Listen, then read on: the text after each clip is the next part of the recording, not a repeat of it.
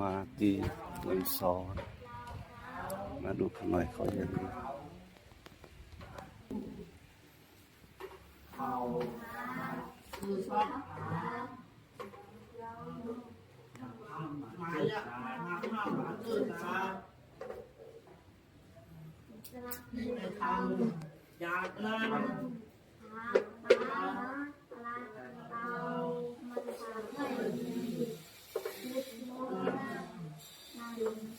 มดใส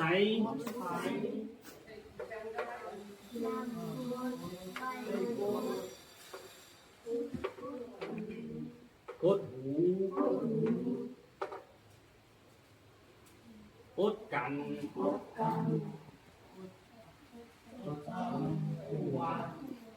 โอ้แคมแต่ มีแปดเนาะทำมีแปดอัครามีแปดพอเห็นเด็กทำอัครามีแปดมาตองวัดไหม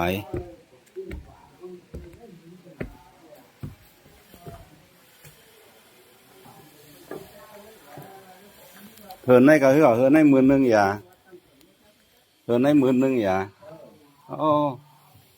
แล้วมีกี่เฮินอ่ะต้อง60มื้อกันไรล่ะเนาะ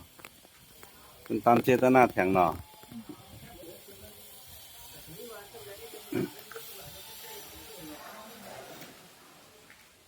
แคมแต่ละเสาห้องเขาที่ไรอันเอานิสัยนะนี่เรามาไอ้งามต้องไปนอกต้องไปไหนก็สักมันใหญ่อยู่มันมีตังเรียบขึ้นเบอร์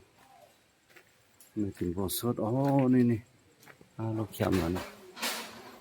อันนี้ซ้ำเห็ดออกไปหนาเนี่ยเห็ดไปหนาแล้วเป็นหนาเปิ้นหันอันเนี้ยงามมันนี่เนาะบทสดอันนี้เปิ้นเฮ็ดออกมางามหลอกมันก็ Moi rồi sả lá. สลาอยู่ที่ไหนก็สลาน่ะมึงลงมึงแจนี่ขลายตัวนี้กับเสาห้องคล้ายอันนั้นก็คือตัวนี้ก็คือกับเสาห้อง3 จันเฮานะเสาห้อง3 จันเฮามันงาม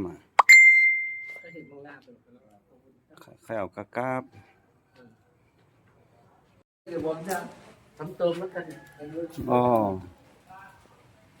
นี่เขามากับใส่เนาะง่ายกันนี่มันเด้อคั่นโหหน้ามันก็พอปลายเอาเนาะขี้ขันเฮ็ดแล้วกันเนาะเฮ็ดมาได้ก็มันแล้วนี่มีซอกเดินไปถามปานาโฟของมัสยิดนี่อันเดสดินนั่นแน่เอาโคไปห่อมึงห่อเขาวะเราไปมาห่อมาอย่างนึง